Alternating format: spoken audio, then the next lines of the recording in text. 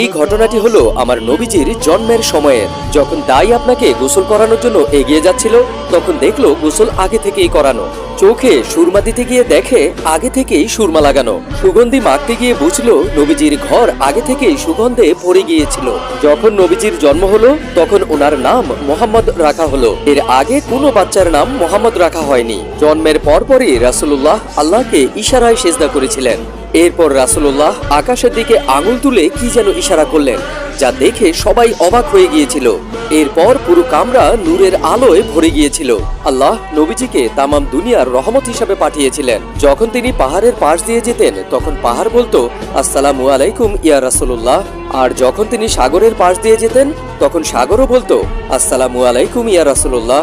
আমি গর্বিত, আমি আপনার উম্মত। আসুন আমরাও নবীজিকে কমেন্টের মাধ্যমে সালাম জানাই।